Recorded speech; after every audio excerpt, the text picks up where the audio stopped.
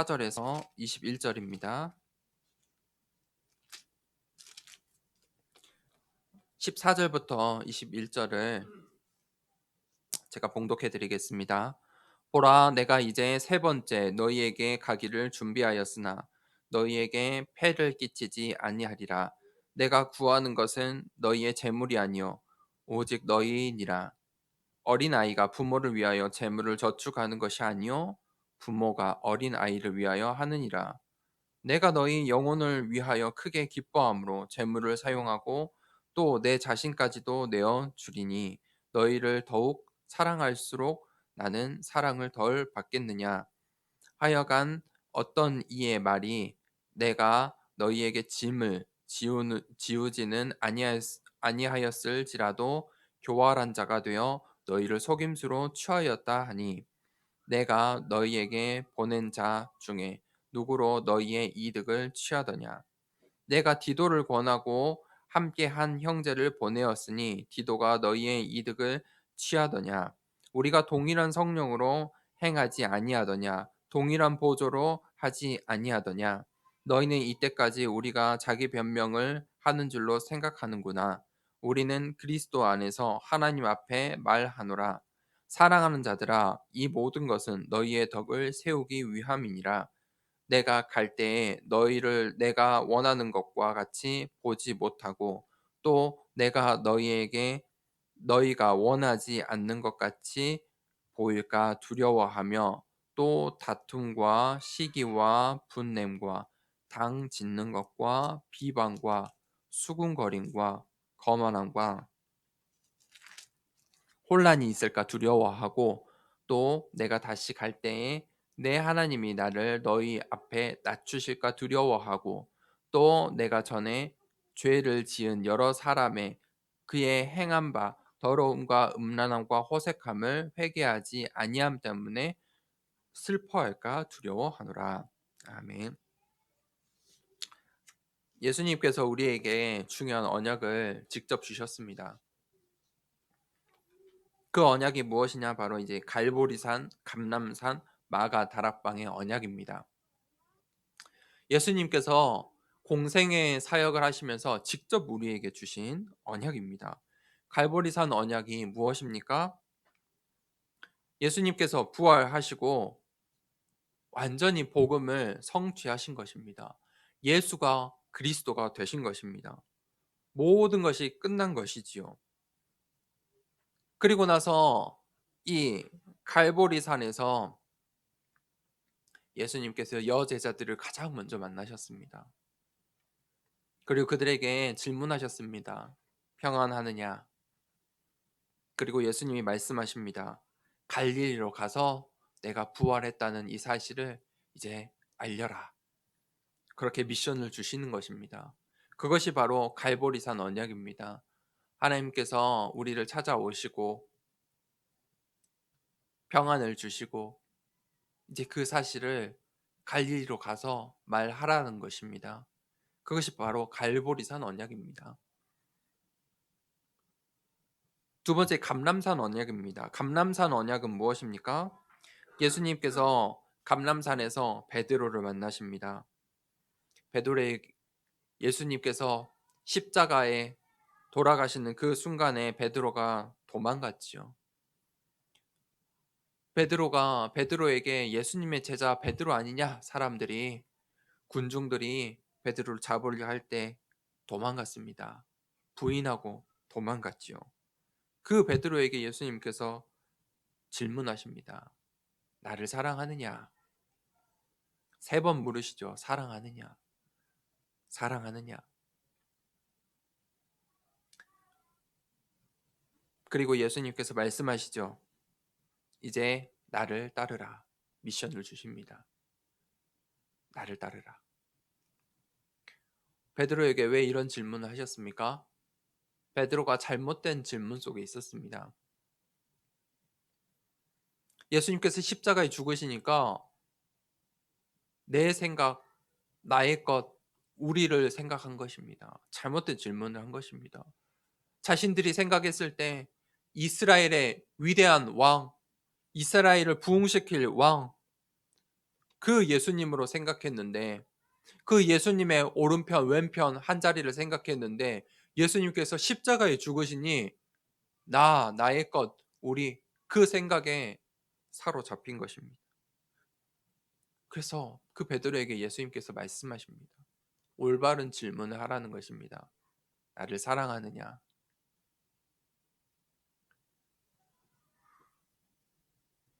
그 베드로의 질문을 바꿔주신 것입니다. 그리고 나를 따르라. 그것이 감람산 언약입니다. 오늘 하나님께서 우리에게, 우리가 나의 생각이 아니라 하나님의 계획을 묻는, 하나님, 내가 왜 이렇게 되었습니까? 하나님, 나에게 왜 이런 문제를 주셨습니까?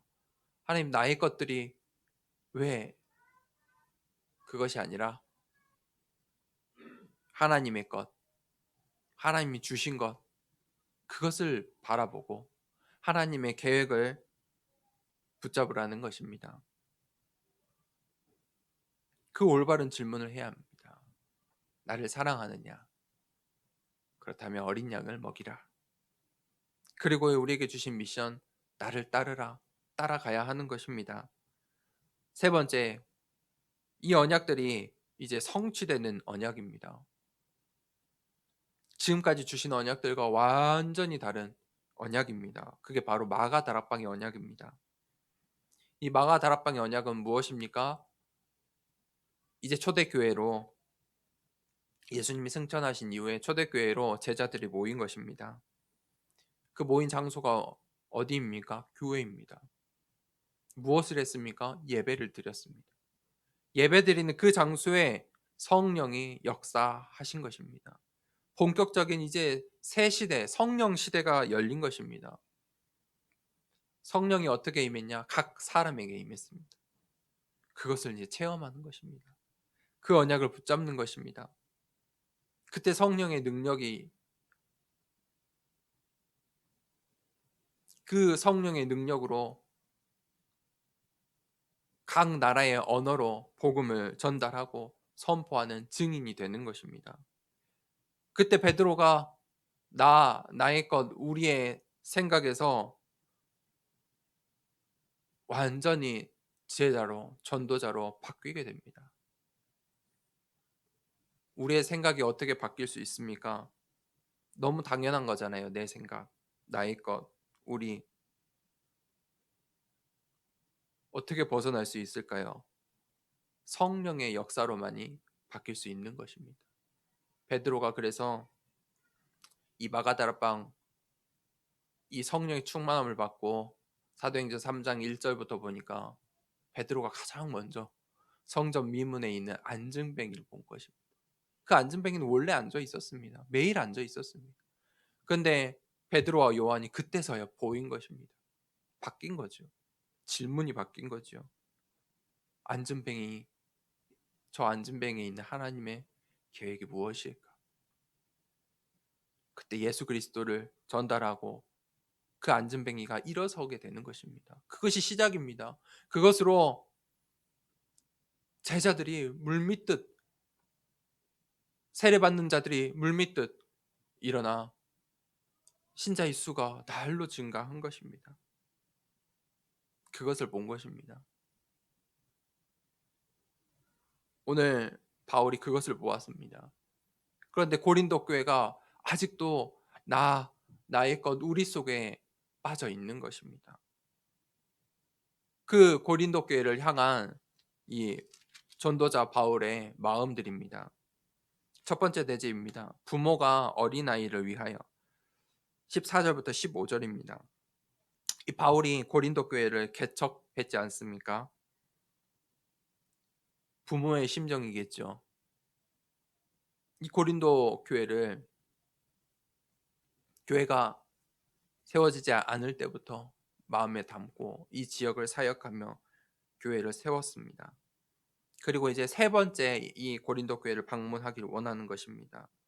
그런데 오늘 이 14절 시작하면서부터 뭐라고 말합니까? 원칙을 다시 이야기합니다. 나는 여전히 고린도 교회를 향해서 자비량 사역을 할 것이다. 저번 주 말씀 마지막 부분에 내가 너에게 폐를 끼치지 않는 것, 그것 말고 내가 너희에게 공평하지 다르게 한 것이 없다. 그렇게 말했죠. 그런데 오늘 또 14절에는 그럼에도 불구하고 내가 여전히 고린도 교회를 향해서 음, 이 자비량 사역을 하겠다라고 말을 하는 것입니다. 이유가 무엇입니까? 고린도 교회가 아직 어린 아이와 같은 수준이기 때문입니다. 고린도 교회가 이 거짓 교사들에게 휘청휘청하고 있는 것입니다. 우리의 신앙이 사람의 말, 세상의 말들에 휘청휘청하고 있는 것입니다. 세상의 흐름 속에 겨우겨우 신앙생활을 하고 있는 것입니다. 세상 속에서 언약의 흐름을 따라 담대히 가는 것이 아니고 세상의 흐름에 이리저리 이 고린도 교회가 휩쓸려 있는 것입니다. 그러니 바울이 그들을 향해 이 고린도 교회를 향하는 이 마음이 이 부모의 마음인 것입니다. 어린아이와 부모는 어떻습니까? 어린아이가 부모를 위해서 재물을 저축합니까? 그것은 피부색을 떠나 문화를 떠나 어떤 나라를 237 나라 모든 나라를 통틀어서 그런 문화가 없습니다. 이거는 가르쳐 주지 않아도 어린아이가 부모를 위해서 재물을 모으는 것이 아니지요. 누구나 다 아는 사실입니다. 부모가 자녀를 위해서 기쁨으로 재물을 사용하는 것입니다. 그 부모의 마음이고 부모의 희생이지요. 바울이 오늘 고린도 교회를 향한 마음을 말하는 것입니다. 내가 부모이기 때문에 부모의 마음으로 너희들을 이 고린도 교회를 향해 이 자비량 사역을 하는 것이다. 희생하는 것이다. 그런데 부모는 자녀의 재물에 관심이 있는 것이 아니다. 부모가 자녀의 재물에 탐을 냅니까? 그런 부모가 있습니까? 정상적이라면 없겠죠. 부모가 자녀에게 원하는 것은 무엇입니까? 건강이지요. 그냥 그저 내 자녀들이 건강하길 바란 겁니다. 그래서 내 자녀가 먼저 이 세상을 뜨면 그렇게 슬픈 것입니다. 부모는 내 자녀가 건강하길 원하는 것입니다. 행복하길 원합니다. 우리 자녀들의 영혼이 하나님과 함께 건강하게 성장하길 원하는 것입니다. 오늘 바울은 고린도 교회에 그 고린도 교회를 그렇게 바라보고 있는 것입니다. 그런데 고린도 교회의 모습이 어떻습니까? 성장하지 못하고 있습니다. 그들의 영적 상태입니다. 고린도 교회가 성장하지 못하고 있는 거예요. 여전히 어린 아이와 같은 것이죠. 그래서 바울이 부모의 마음으로 주는 자의 심정으로 사역을 하고 있는 것입니다. 그것이 전도와 선교입니다. 전도와 선교는 받으려고 하는 것이 아닙니다. 누구 때문에 선교 후원을 하는 것이 아닙니다.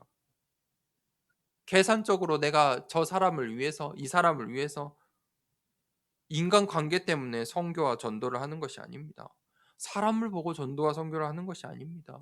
전도와 선교는요, 거저 주는 것입니다. 내가 거저 이 복음을 받았기 때문에 거저 이 복음을 전달하는 것입니다. 그래서 전도와 선교는 생명을 살리는 일입니다. 부모의 마음으로 복음을 거저 주는 것입니다. 도리어 복음을 전달하는데 헌신하는 것입니다. 부모의 마음으로 헌신하는 거예요. 내 것을 내어주면서 전도와 선교를 하는 것입니다. 어떻게 우리가 생명을 살릴 수 있습니까?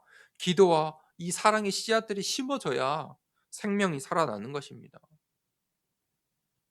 교회가, 교회된 또 내가 우리 성도님들이 신앙생활을 시작했지 않습니까? 오늘 말씀을 듣는 우리 성도들이 잘 생각해야 합니다. 하나님께서 나를 먼저 부르신 이유, 나를 통해서 열매 맺길 원하십니다. 교회가 열매 맺지 못하면 문제 있는 것입니다. 교회된 내 인생에 나를 통해서 다른 생명들이 살아나지 못한다면 문제 있는 것이지요. 멈춘 것입니다. 성장이 멈춘 것입니다. 영혼을 바라봐야 합니다. 사람을 살려야 합니다. 살리는 사역을 해야 합니다. 그것이 복음 아닙니까? 복음이라고 하면서 전도한다고 하면서 선교한다고 하면서 사람을 무너뜨리고 상처를 주고 그것은 진짜 복음이 아닌 것입니다. 전도와 선교는 살리는 것입니다. 생명을 살리는 것입니다. 나를 통해 한 영혼을 살려내는 것입니다. 오늘 바울이 전도자로 서 있었기 때문에 이 고린도 교회를 살려내려고 하는 것입니다. 그런데 고린도 교회 이 거짓 교사들은, 이 거짓 사도들은 고린도 교회 사례를 받으면서 그들이 사람을 바라보고 계산하고 세상의 흐름으로 이 교회를 도리어 어렵게 만들고 있었다는 것입니다. 두 번째 대지입니다. 그래서 바울이 덕을 세우기 위함이라. 내가 너희에게 지금 이런 사역을 하는 것은 덕을 세우기 위함이다 라고 말하고 있습니다. 16절에 보니까 어떤 이의 말이 사람들이 고린도 교회 안에 사람들이 이렇게 말을 하는 것입니다. 바울이 지금 이 고린도 후서 중반부부터 계속 뭘 하고 있죠? 그 어리석은 자들의 말로 내가 하지 않아도 되는데 말을 하면서까지 자꾸 자기 변명, 자기 변호를 하고 있는 것입니다. 그런 이유는 계속해서 바울을 어렵게 하는 어떤 이들의 말, 이 사람의 말 때문입니다. 이 거짓 교사들이 계속해서 이 성도들과 바울의 관계 속에 오해를 주고 소문을 퍼뜨리고 풍문을 만들고 공격하는 것입니다. 바울의 진심은 어디에 있었습니까? 이 고린도 교회의 생명의 영혼에 있었다는 것입니다. 그런데 소문이 어떻게 났습니까? 17절에 보니까 내가 너희에게 보낸 자 중에 누구로 너희의 이득을 취하더냐. 이 소문이 바울이 자비량 선교를 하는데 자비량 선교를 하면서 다른 헌금을 취하고 이 예루살렘 교회를 연보를 모으는 것들을 도리어 취하고 재물을 탐한다. 거짓 소문을 내는 것입니다. 바울이 그래서 오늘 이야기하는 것입니다. 너희가 내 자녀이고 내 어린 아이들인데 내가 너희들의 재물에 관심을 갖겠느냐. 나는 도리어 부모의 마음으로 나의 것을 내어놓고 너희가 성장하길 원하는 것이다. 그것을 설명하고 있는 것입니다. 그것을 이 고린도 교회에 설명하고 있는 것입니다. 18절에 보니까 바울이 이제 자신을 변호합니다. 그런 질문을 하지요. 내가 디도를 권하고 함께 한 형제를 보내었으니 디도가 너희의 이득을 취하였더냐? 변호하는 거예요. 첫 번째. 두 번째 뭐라고 합니까? 우리가 동일한 성령으로 행하지 아니하더냐? 세 번째는 동일한 보조로 하지 아니하더냐? 이렇게 자신을 변호하는 것입니다. 그래서 19절에 너희는 이때까지 우리가 자기 변명을 하는 줄로 생각하는구나. 우리는 그리스도 안에서 하나님 앞에 말하노라. 사랑하는 자들아, 이 모든 것은 너희의 덕을 세우기 위함이라. 오늘 이 고린도 교회가 바울이 그저 자기 신들처럼 변명하는 줄 아는 거예요. 눈이 어두워진 거죠. 지금 바울이 지금 이 성경 말씀에 기록될 만큼 하나님께서 주신 이 말씀들이고 바울의 그 사역이 하나님께서 쓰시는 이 하나님의 역사, 언약의 역사 가운데 굵은 선으로 있는데 지금 고린도 교회 성도들은 그 바울에게 목회를 받는데 그것을 모르는 거예요. 자신들처럼 자기 변명하는 줄 아는 거예요. 바울이 사도가 맞냐 아니냐 그러고 있는 것이죠. 그래서 바울이 내가 이렇게까지 말하는 것은 하나님 앞에서 진실을 말하고 하나님 앞에서 말한다. 사랑하는 자들아, 이 모든 것은 너희의 덕을 세우기 위해 내가 지금 이렇게 하는 것이다. 덕을 세운다는 말이 무슨 말이냐? 건축 용어예요. 집을 짓는다는 거예요. 집을 지어가는 거예요. 이 고린도 교회를 지어가는 거예요. 수용한다, 받아들인다는 말이에요.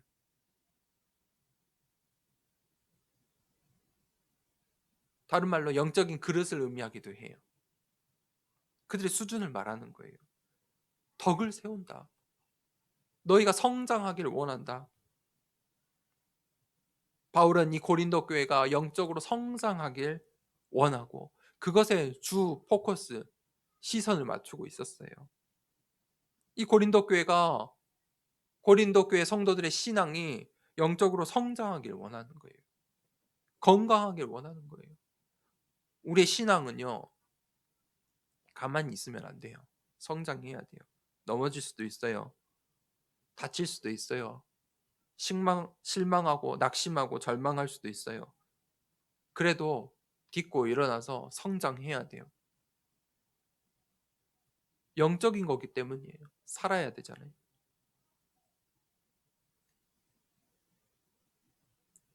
과거를 발판 삼아 나아가야 돼요. 교회는 어떻게 성장합니까? 교회의 성장은 무엇입니까? 교회 안에 성도가 가득 차서 숫자가 많은 것이 아니고 이 교회 안에 불신자들이 복음을 받고 들어오는 거예요.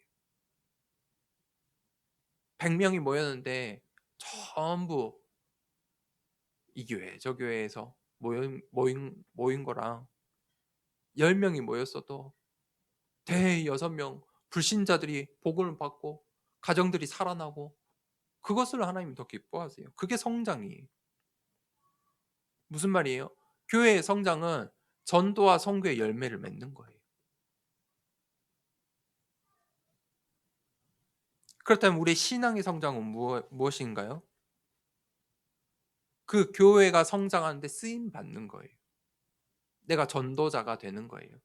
나를 통해서 생명이 살아나는 거예요. 나를 통해서 우리의 자녀들이 살아나고요. 나를 통해서 우리의 가정이 회복되고요. 나를 통해서 내 만나는 나를 바라보는 사람들이 살아나는 거예요.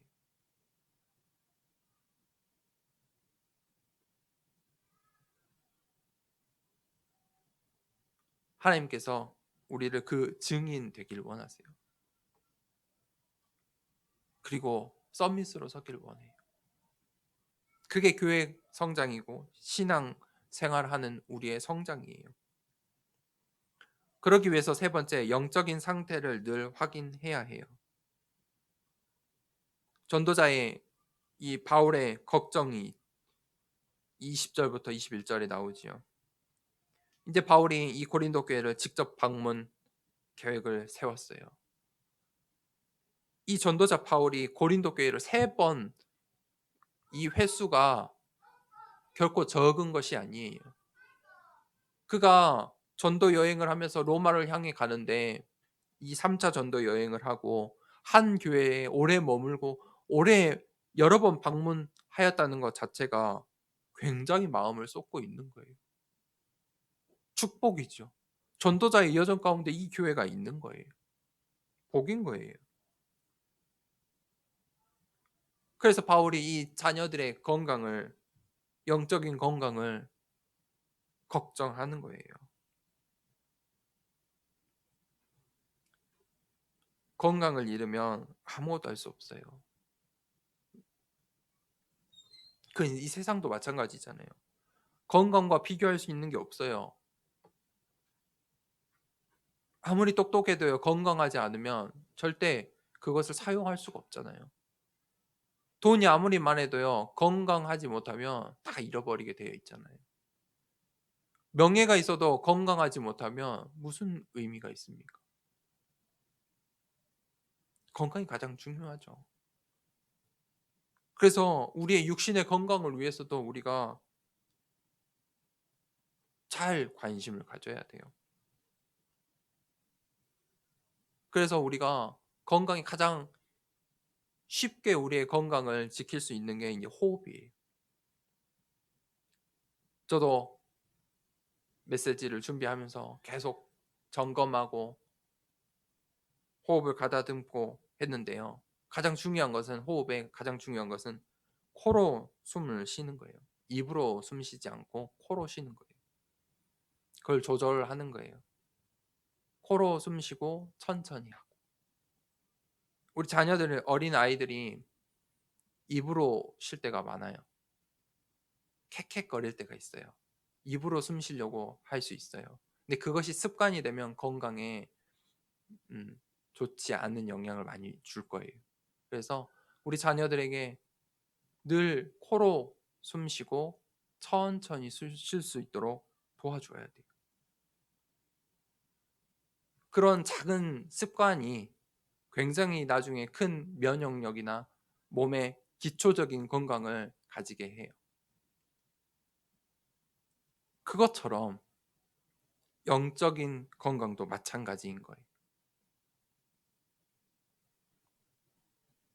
그 영적인 건강도 마찬가지예요. 오늘 20절에 보니까 그 건강이 무너지면 어떻게 됩니까? 콧물이 나고요. 기침이 나고요.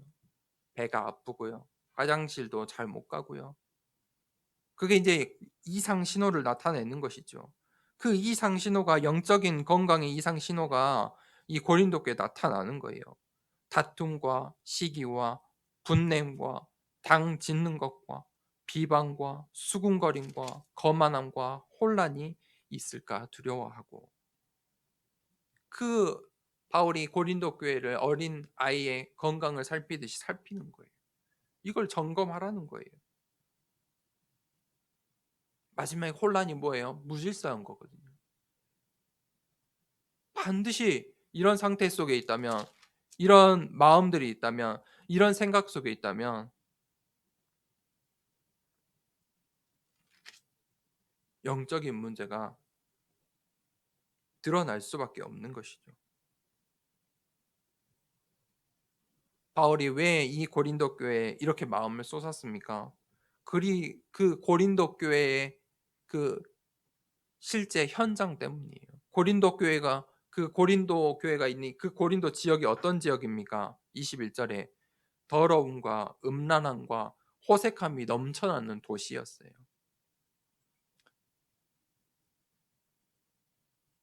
굉장히 반짝이고 으리으리하고 큰 도시였잖아요. 그 속에 이 교회가 있기 때문에 바울이 더욱더 이 고린도 교회가 건강하게 세워지길 마음 쏟은 것이죠. 우리가 그 영적 건강을 늘 확인해야 돼요. 그 영적인 상태를 늘 확인해야겠죠. 건강한 것은요, 우리의 호흡을 천천히 하는 거예요. 그것만 봐도 건강한 사람인지 건강하지 않은지 알 수 있어요. 내가 호흡을 빠르게 할 때는 반드시 문제가 있는 거예요. 내가 여유가 있고 차분하고 말씀 가운데 찬양 가운데 은혜 받고 있으면요, 호흡이 차분해져요. 느리게 돼요. 그리고 우리의 심장 있잖아요. 이 심장도 중요해요. 이 심박수가 건강할수록 느려요. 느리게 해도 몸이 건강을 유지하는 거예요. 몸을요, 이 팔을 많이 쓰고 다리를 많이 쓰면 어떻게 돼요? 나중에 많이 쓴 몸이 문제가 와요. 손가락 많이 썼으면 나중에 손가락이 먼저 문제가 오고, 심장도 마찬가지예요. 우리 몸에 다 기한이 있어요. 심장도 계속해서 빨리빨리 평생을 빨리 뛰면요, 심장이 나중에 문제가 오는 거예요. 그래서 갑자기 심장 질환이 와서 쓰러지는 거예요. 그래서 심박수는 느릴수록 좋아요. 마찬가지예요. 영적인 건강도 마찬가지라는 거예요. 우리가 영적인 여정을 가잖아요. 그 영적인 여정은 기다림이에요. 내가 빨리 도달하고 싶다고 해서 빨리 갈 수 있는 지름길이 있는 것이 아니에요. 성경에 좁은 길이라고 했잖아요. 우리는 그 영적인 여정을 걸어가는 거예요. 과정이 있어요. 과정이 있어야 결과가 있는 거예요. 그래서 오늘이 결과가 아니에요. 저도 그 내 생각에 늘 실수하는데 오늘이 결과 같은 거예요. 그런데 오늘은 과정이라는 거예요. 그것에 속지 말아야겠죠. 이스라엘 민족이 하나님께서 출애굽 하셨잖아요. 출애굽한 것이 결과입니까? 아니죠. 시작이었어요. 출애굽했더니 뭐가 있어요? 앞에 광야가 있어요. 광야가 결과입니까? 아니잖아요. 가나안, 하나님께서 젖과 꿀이 흐르는 가나안 땅을 주시기로 한 그 땅으로 가기 위한 준비 과정이, 그 광야 속에서 가나안의 땅에 어떻게 들어갈지, 들어가서 어떻게 살지, 어떤 언약을 붙잡고 가나안에 들어갈지, 가나안에 가서 어떻게 예배드릴지 전부 광야에서 준비한 거예요. 이 존 버년이 지은 철로 역정이라는 책이 있어요. 성경 다음으로 많이 읽히는 책이래요. 그 이 존 버년이 이렇게 길로 표현을 했어요. 제가 교회 홈페이지에도 올려놨는데,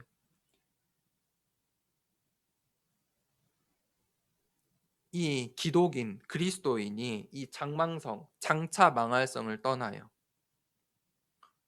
그래서 전도자를 만나서 이제 천성을 이라는 이 복음을 듣고 천성을 향해 가는 거예요. 길을 걸어가요. 그런데 거기에 절망의 수렁이 먼저 닥쳐요. 근데 도움이라는 사람이 도와주죠. 또 율법의 언덕을 넘고 고난의 산을 넘고 그곳에서 또 이 전신갑주를 선물로 받아요. 그 전신갑주를 가지고 겸손의 계곡을 넘어 이 아볼론, 이 마귀죠.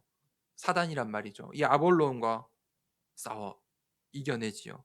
그리고 사망의 골짜기를 지나, 그 골짜기를 지나니까 뭐가 있어요? 허영의 시장이 있어요. 명예가 있는 거예요. 그 다음은 뭐가 있죠? 광산의 언덕이 있어요. 재물이 있어요. 그 다음에는 의심의 성이에요. 세상의 지식, 지혜들이죠. 그것을 전부 넘었더니 속이는 자가 있어요. 계속 속이는 자들이 있는 거예요. 사망의 강이 있어요. 그 강을 건너 천성에 도착하는 이야기이죠. 이것이 우리의 인생의 길이고 신앙의 길이고 언약의 여정이라는 거예요.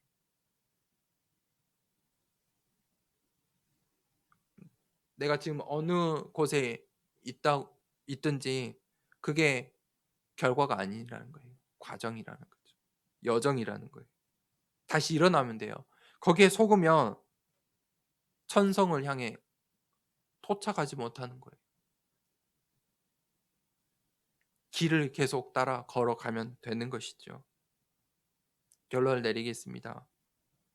우리가 어떻게 이 언약의 여정, 어떤 언약의 여정을 가고 있습니까? 그것이 바로 237의 답입니다. 237을 살려내라는 것입니다. 세상에 다른 나라 사람들 언어도 통하지 않잖아요. 문화도 다르잖아요. 그런데 237 나라의 사람들과 우리가 통할 수 있는 게 있어요. 그게 바로 복음이에요. 이 복음만이 어느 나라를 막론하고 다 통하는 거예요. 보세요. 지금 우리가 여기 앉아서 저 중국인 유학생들에게 복음을 전하고 저 중국 땅의 선교지의 교회와 신학생들을 돕고 있잖아요. 뭘로 도와요? 복음으로 돕잖아요. 인간의 문제는요. 피부색을 막론하고 전부 똑같은 거예요. 창세기 3장, 6장, 11장 똑같아요. 그러니 답도 똑같은 거예요. 동일한 답이에요. 나에게 필요한 그 예수 그리스도, 저 237 나라의 복음 받지 못한 저 빈 곳 현장에도 똑같이 예수 그리스도. 그런데 사람들이 그거를 몰라요. 그래서 어떻게 합니까? 전도한다 하고 선교한다고 하면서 문화를 강조해요.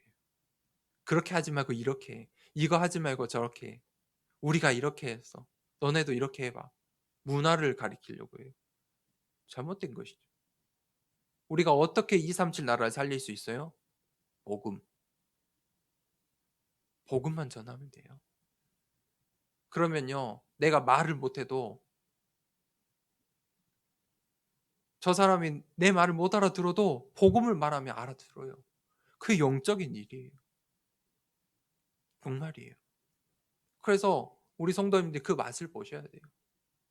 하나님께서 내가 237 언약을 가슴에 품었다면 반드시 보내실 거예요. 내 옆에. 그때 그 빈 곳 현장을 살려내세요.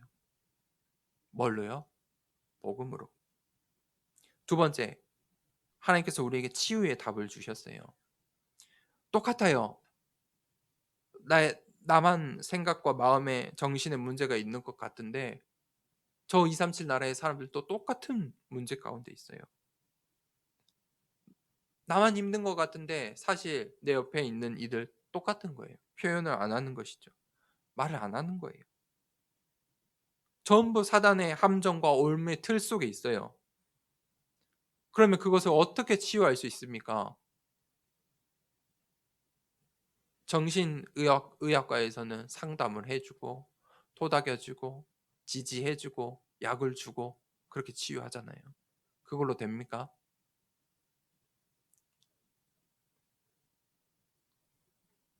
그걸로 치유할 수 없어요. 도움은 돼요. 효과는 볼 수 있는데 완전한 치유를 못 받아요. 오늘 성전 앞에 앉아있던 그 성전 앞에 미문에 앉아있던 안전뱅이 어떻게 치유만 받았어요? 단 한마디예요. 평생을 앉아있었는데 그 한순간에 단 한마디에 예수 그리스도의 이름을 받고 일어난 거예요. 무슨 말이에요? 어떻게 치유함을 받을 수 있냐? 성령으로. 성령이 하신.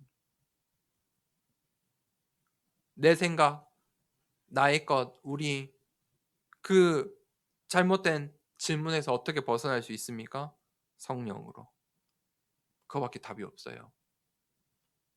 올바른 질문을 하는 거예요. 하나님의 계획을 찾고 성령을 간구할 때 치유함 받을 수 있어요. 그때 하나님께서 나를 증인으로 쓰세요. 내가 빠졌던 그 함정 올무 틀에서 벗어나 또 그곳에 있는 이들을 살려낼 수 있는 거예요. 그렇게 전도자의 증인으로 하나님께서 우리를 사용하세요. 그렇게 고린도 교회를 하나님께서 사용하길 원하시는 거예요. 그 고린도 교회를 위해서 기도한 그 바울 한 사람 때문에 한 교회가 살고 로마 복음화가 이루어진 것이죠.